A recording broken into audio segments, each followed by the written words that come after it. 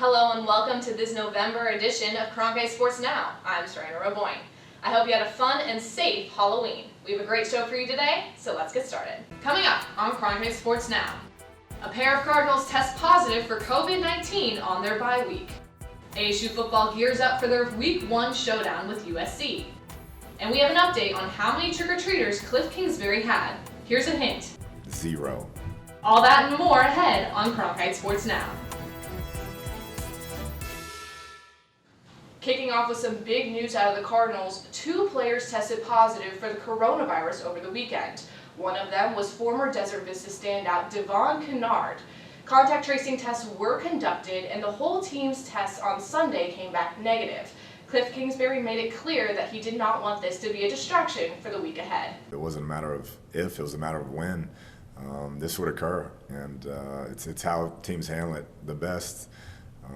Those teams are going to be at the top of this deal, and we understand that. And so as these things pop up, we have to be able to continue to move forward and next man up, and all these things we've talked about throughout the season. We can't let it affect our mentality or how we approach the next week's game. The Cardinals weren't the only type of football team affected by COVID over the weekend.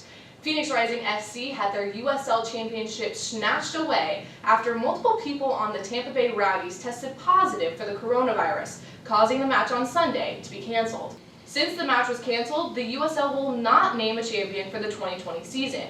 Instead, Phoenix and Tampa Bay will keep their titles of Western and Eastern Conference champions. Gila River Arena in Glendale, home of the Coyotes, has opened their doors to voters. Cronkite News reporter Hadley Heck went on site to see the turnout. Coyotes front office staff teamed up with Maricopa County officials to make this voting initiative possible. They're providing both ballot drop-off and voting booth options at Gila River Arena. Voters lined up outside the doors before the venue opened at 9 a.m. Obviously, we'd love to have them be here to enjoy a game and really, cheer on our Yotes on the ice. But today is equally as important, and that is early voting starting. The last time the Coyotes played a hockey game here at Gila River Arena was about 8 months ago. Now the Coyotes return, and they're bringing together members of the community to fulfill this civic duty. Interest, finally, of sports and athletic associations in their obligations and responsibilities to the communities who allow them to survive and live very, very, very well. This is barely the beginning of a payback period, and they need to do that. I do have a mail-in ballot, but I wasn't too sure I wanted to do that this year, so when they made that availability, I was definitely going to take them up on it. Javier Gutierrez, president and CEO, voted here at the arena among other fans and voters. Very excited to do so, and very excited to do so obviously here. It means a lot to me personally that we're doing it in our home, and I'm joining so many other people. With the health risks of the pandemic, they've taken proper precautions to make sure the building is safe and sanitized. Everybody was saying 6 feet apart, and, even when you're in the voting booth, you don't feel like people are on top of you.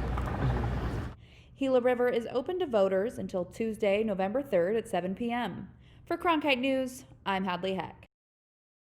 The election isn't the only big event happening this week. The Pac-12 will make its much-anticipated return this weekend.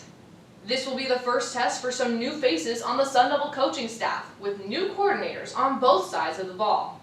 The team's main focus will be to start fast after giving up 28 points in the first quarter to the Trojans last year. That's been our theme throughout this 2020 COVID deal, and now that we've been in training camp preparing for USC, it's about starting fast, getting out the gate with the energy, the passion, and obviously the execution early on in the game. Try to keep it as simple as possible, allow them to play fast, so you really limit the mental errors. As you watch college football, you see the missed tackles, you see the physical errors, but it's also the mental errors that's killing a lot of teams as well. The Sun Devils and Trojans kick off their seasons bright and early on Saturday at 10 a.m. As one Sun Devil team returns to the football field, another heads back to the diamond. While this year's team looks different, head coach Tracy Smith likes what he sees. Like what we've seen so far on the pitching side of it. I think offensively, defensively, where we don't have the Torkelsons of the world, they're going to hit 25. I think we're going to be a more balanced team top to bottom, still create a different identity with certainly a different skill set. And we think we've done that. So I think I like what I've seen defensively, and I like what I've seen offensively. Get your checkered flags ready, because this weekend the NASCAR Championship Cup Series revs their engines at Phoenix Raceway. The 4 contenders for the championship are Joey Logano, Chase Elliott, Brad Keselowski, and Denny Hamlin. This Cup Series also brings the end of an era, as 7-time champion Jimmy Johnson will finish his full-time NASCAR Cup Series career on Sunday. From 2006 to 2010, Johnson claimed 5 consecutive Cups and won 35 races. Imagine trick-or-treating on Halloween to find the head coach of the Cardinals handing out candy. Except, in reality, no one bothered knocking on Cliff Kingsbury's door on Saturday night.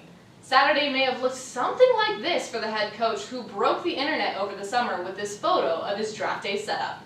All dressed up and no one to show. I bought a bunch of candy and nobody showed up, so I didn't know that it got canceled.